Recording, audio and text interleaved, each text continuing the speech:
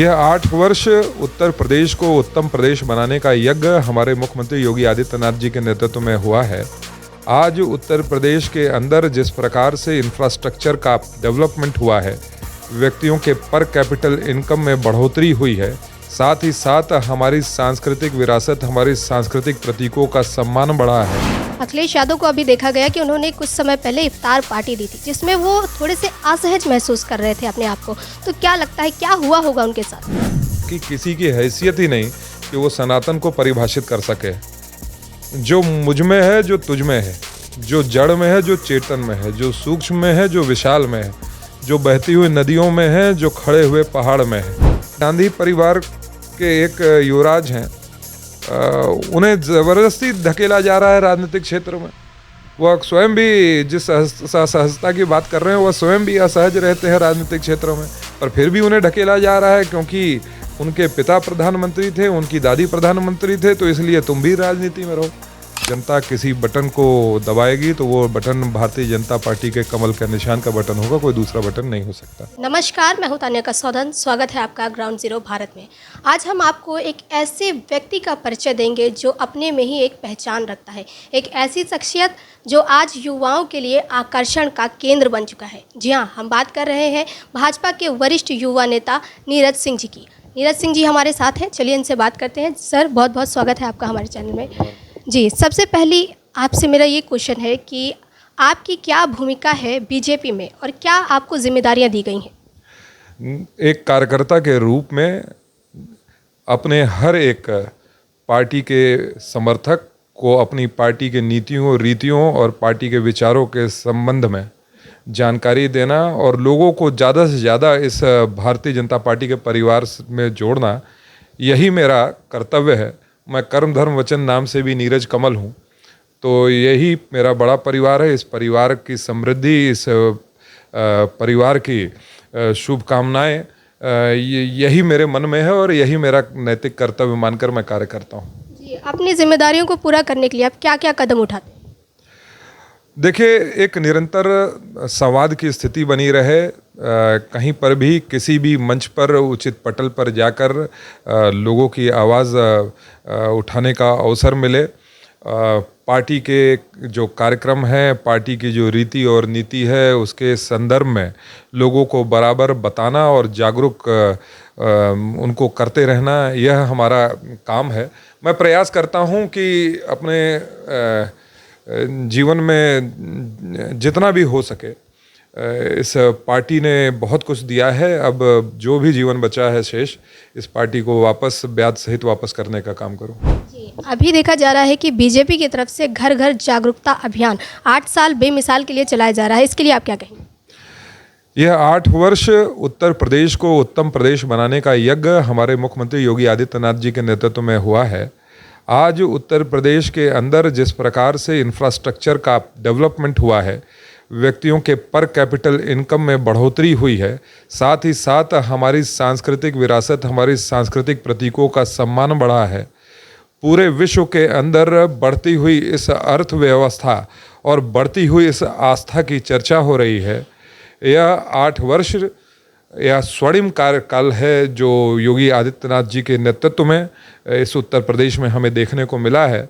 मुझे पूरा विश्वास है वह उत्तर प्रदेश जो महाराष्ट्र के बाद भारत की जीडीपी में सबसे ज़्यादा कंट्रीब्यूट करने वाला प्रदेश है, वह प्रदेश जो एक कल्चर टूरिस्ट स्पॉट के रूप में पूरे विश्व के अंदर अपनी पहचान बना रहा है। सबसे ज़्यादा एयरपोर्ट वाला यह उत्तर प्रदेश है। मोबाइल जो हमारे हाथों में है, उसका भी सबसे ज़्यादा प्रोडक्शन करने वाला यह उत्तर प्रदेश है। पूरे देश के अंदर सबसे ज़्यादा चीनी देने वाला, शुगर देने वाला यह उत्तर प्रदेश है। ऐसी कई महानता इस उत्तर प्रदेश के अंदर निहित है। सबसे ज़्यादा प्रधानमंत्री से लेकर हमारे भगवान कृष्ण से लेकर भगवान राम की भी जन्मस्थली उत्तर प्रदेश है। यह उत्तर प्रदेश का गौरव वापस प्राप्त हो रहा है माननीय योगी आदित्यनाथ जी के नेतृत्व में, हमारे प्रधानमंत्री नरेंद्र मोदी जी के मार्गदर्शन में। तो ये हमारा भी कार्यकर्ता के रूप में नैतिक दायित्व है कि इसके बारे में लोगों को बताना और इस यज्ञ में सबको साथ में जोड़ना, ये हमारा भी कर्तव्य बनता है। अभी आपने भगवान कृष्ण की बात की और देखा गया कि अभी सांस्कृतिक कार्यक्रम बहुत आयोजित किए जा रहे हैं क्योंकि सनातन धर्म की बात है और नव वर्ष शुरू हो चुका है, तो आपको क्या लगता है कि सनातन धर्म आज कहाँ पहुँच गया है? क्योंकि आप देखा गया महाकुंभ हुआ तो उसमें काफ़ी देशों के लोग आए, तो आपको क्या लग रहा है कि क्या विश्व गुरु बनने वाला है सनातन? देखिए, सनातन तो हर कोई जो परिभाषित करने का प्रयास करता है, मुझे लगता है कि किसी की हैसियत ही नहीं कि वो सनातन को परिभाषित कर सके। जो मुझ में है, जो तुझ में है, जो जड़ में है, जो चेतन में है, जो सूक्ष्म में है, जो विशाल में है, जो बहती हुई नदियों में है, जो खड़े हुए पहाड़ में है, जो बहते हुए हवाओं में है, जो खड़ी हुई मीनारों में है, हर जगह सनातन निहित है। तो मुझे तो इसी पर बड़ा ही क्षोभ होता है कि लोग अलग अलग रूप से सनातन को परिभाषित करते हैं। सनातन तो हम सब का अस्तित्व है। तो यह कभी कम होगा या ज़्यादा होगा तो इसका कोई सवाल ही नहीं उठता। पर यह बात ज़रूर है कि हम सिंध से लेकर सिंधु नदी तक जिस संस्कृति को मानते हैं वो हिंदू संस्कृति है, और सिंधु संस्कृति वसुदेव कुटुंबकम की अवधारणा को लेकर बनाई गई है। हर एक व्यक्ति को जोड़ना, सकारात्मक दिशा में काम करना और सकारात्मक दिशा में काम करते हुए निर्माण का काम करना, यह हमारे जीवन शैली का हिस्सा रहा है। मुझे लगता है कि इसका विस्तार ही हो सकता है निर्माण से, क्योंकि चीज़ें जुड़ती हैं, कभी चीज़ें घटती नहीं हैं। थोड़ा सा विपक्ष की बात कर लेते हैं। सपा के प्रमुख अखिलेश यादव को अभी देखा गया कि उन्होंने कुछ समय पहले इफ्तार पार्टी दी थी, जिसमें वो थोड़े से असहज महसूस कर रहे थे अपने आप को। तो क्या लगता है क्या हुआ होगा उनके साथ? वह असहज ही दिखेंगे आपको, क्योंकि जब तक सत्ता की चाबी उनके हाथ में नहीं लगेगी तब तक वह असहज ही रहेंगे। और मुझे लगता है कि इनका यह जो इंतज़ार है सत्ता की चाबी पाने का, ये अनिश्चितकालीन तक चलता रहेगा, क्योंकि इन लोगों ने सदैव ही जाति पाति धर्म मजहब के आधार पर लोगों को बांटने का काम किया है। और भारतीय जनता पार्टी ने सदैव सर समाज को लेकर एक श्रेष्ठ उत्तर प्रदेश और श्रेष्ठ भारत की परिकल्पना को जन्म देने का काम किया है। मुझे लगता है कि अब की जनता बहुत जागरूक है। वो जानती है कि उनकी सपनों को की उड़ान को पंख देने का काम अगर कोई कर सकता है तो भारतीय जनता पार्टी कर सकती है। वह कोई वर्ग हो, चाहे वह किसी जाति विशेष का हो, किसी धर्म विशेष का भी हो, पर भारतीय जनता पार्टी ने जब अपने कार्यक्रम बनाए हैं तो सर्व समाज की चिंता करिए। इसलिए उनकी जो ये असहजता है वो लंबे समय तक बनी रहेगी।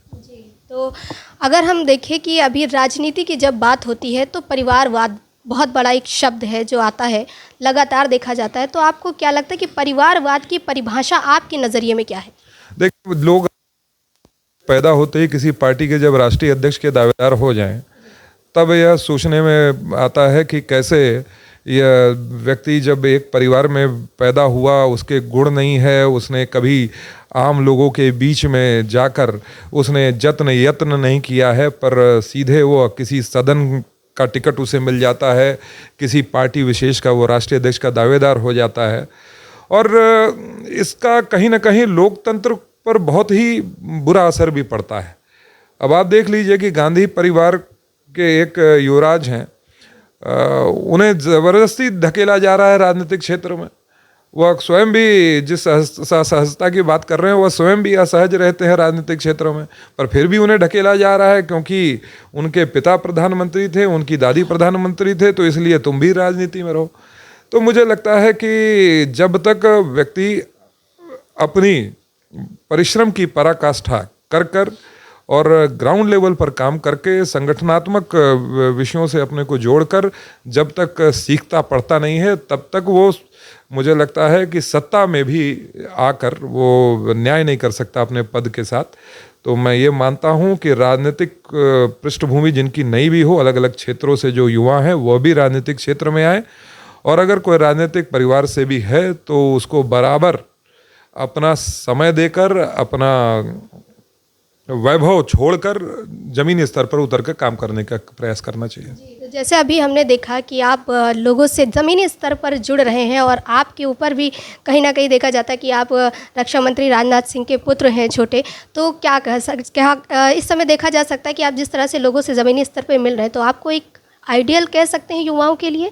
नहीं, अभी आपने देखा है, मैं 17 वर्ष पहले जब हमारे प्रदेश अध्यक्ष विभाग संगठन मंत्री हुआ करते थे, तब से लगातार जो है 17 वर्ष जो है से लगातार इसी तरह से पार्टी को, जैसे मैंने पहले भी कहा कि पार्टी ने बहुत कुछ दिया है, करंधन वचन नाम से भी नीरज कमल, तो यही हमारा बड़ा परिवार है।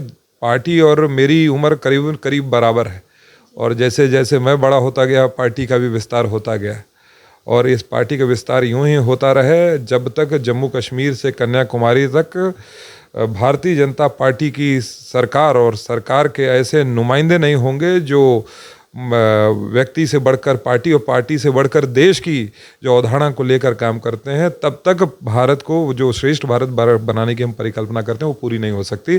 तो हम लोग उसी यज्ञ में लगे हुए हैं। एक आखिरी सवाल आपसे, 2027 चुनाव के लिए आपकी और पार्टी की क्या तैयारियां हैं?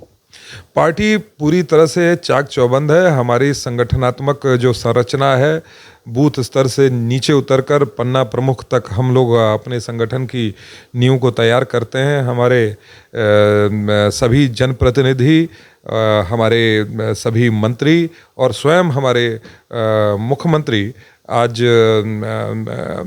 हर एक क्षेत्र में जाकर पार्टी के कार्यक्रमों के माध्यम से लोगों को लाभ पहुंचे, इसकी चिंता करते हैं।